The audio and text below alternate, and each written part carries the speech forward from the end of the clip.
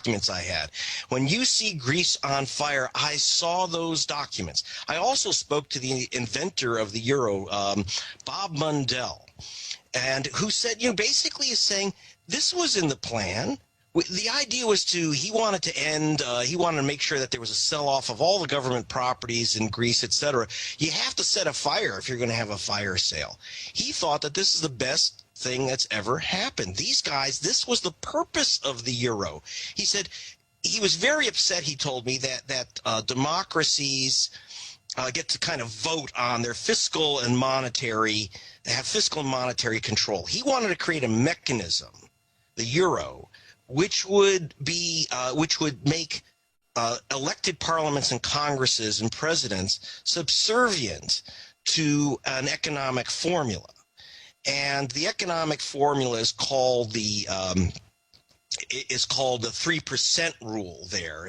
There's a German word which I can't pronounce that they use.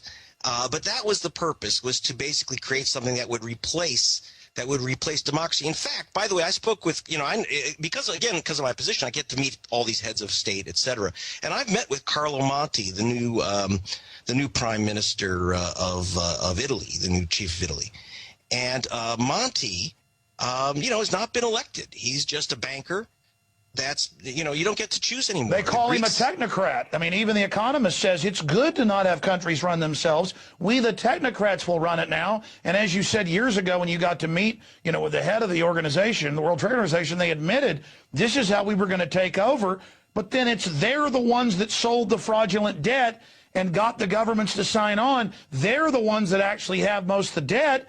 And so they do this Svengali judo move where they're set up as our bosses, even though they're the progenitors of it. It's insane. Yeah. Well, in fact, in the case of Greece, I call it a crime scene. In particular, the Greek government, to stay within the euro, both the so-called socialists and the so-called conservatives there, had cut a private deal with Goldman Sachs to hide their true deficits. And this was true of most of the countries, but this was particularly done with Goldman Sachs and had to do with trading euros into yen and dollars and back. Technically, on paper, it looked like Goldman Sachs took a multi-billion-dollar loss. Well, Goldman Sachs never takes a deliberate multi-billion-dollar loss. That's nonsense. In fact, it was covered up by a secret agreement to pay them back at massive charges, with massive usurious charges. I mean, you couldn't call it anything else. Plus a $500 million fee on top of the massive interest rates that they were collecting, all done in secret. When this came out, of course, then the Greek bond market, the market for Greek bonds, completely collapsed, and people rightly, in a way, asked for massively high interest because, they say we're victims of a fraud. Now, why? Someone asked me, actually one of the band members from, if you remember, Dire Straits, asked me, well, how come they weren't arrested? Well, the United States, the Securities Exchange Commission is supposed to arrest the government of Greece because, after all, it was a conspiracy between two governments and Goldman Sachs. And here's the deal: instead of Goldman being busted, they get money from the European Central Bank. They get totally bailed out. They get fees for handling the bailout, and then their guys take over the country and they buy up the assets of the country, the shipping, the beaches. Wars.com. Speaking of austerity, the globalists want their post-industrial world. Over 90% of the debt owed in Greece, Ireland, Iceland, it's all come out in the news, is not owed by the people.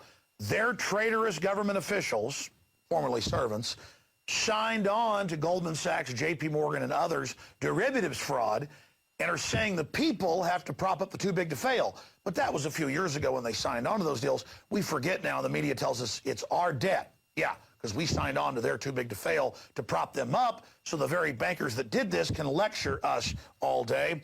The globalist deindustrialization program, the post-industrial world they want, so we're all poor under their control, is working quite nicely.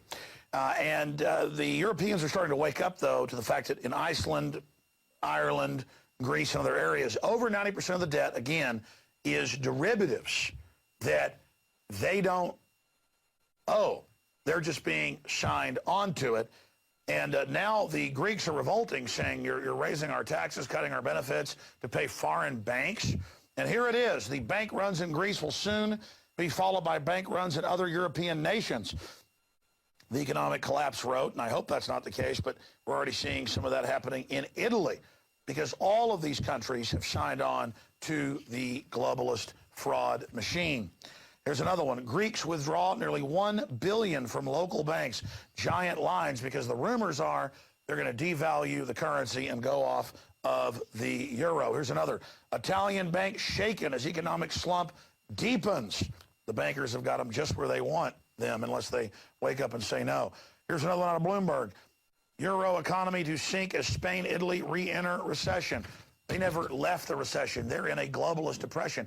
Areas of Spain have got 35% unemployment. They're telling us our economy's great.